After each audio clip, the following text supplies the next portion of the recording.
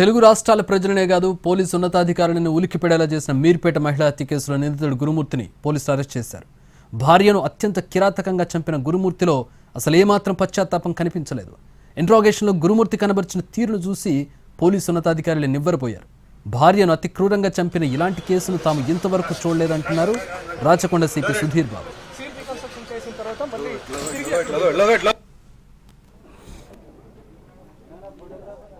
గురుమూర్తిని వాళ్ళ అతని ఇంటికి మీర్పేట పెద్ద చెరువు వద్దకు తీసుకెళ్లి సీన్ రీకన్స్ట్రక్షన్ చేశారు పోలీసులు.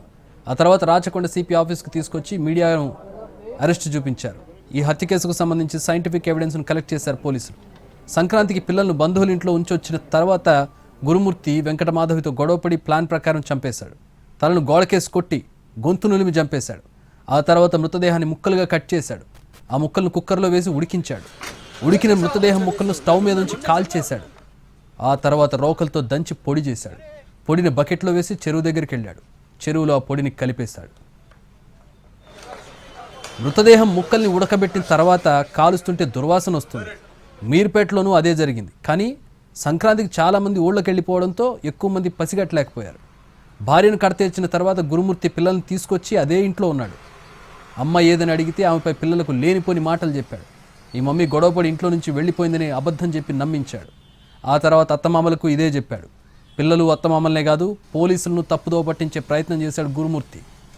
భార్యతో గొడవపడి చంపడం దగ్గర నుంచి మృతదేహం ఆనవాళ్లు లేకుండా చేసేందుకు పొడిని చెరువులో కలపడం వరకు పోలీసులకు పట్టుబడకుండా ఉండేందుకు విశ్వ ప్రయత్నం చేశాడు గురుమూర్తి.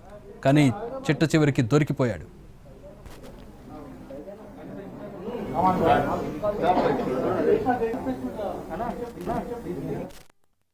అతనికి ఏమాత్రం పశ్చాత్తాపం లేకుండా ఏమాత్రం అతను చేసిన క్రూరమైనటువంటి చర్య పైన ఎటువంటి remorseless, doesn't have any guilt for doing this offense. And it is rarest of rare ways a person behaves this way and kills his own wife who has walked with him from her home feeling that she will be in safe hands. అటువంటి పరిస్థితిలో నుంచి ఉన్నటువంటి ఒక మహిళను, నిస్సహాయ స్థితిలో ఉన్న మహిళను, భార్యగా ఉన్నటువంటి మహిళను ఇంత క్రూరంగా ఇతను హత్య చేశాడు. అప్పుడు హత్య చేసినప్పుడు మీ ఇన్వెస్టిగేట్ చేస్తున్నప్పుడు we were thinking like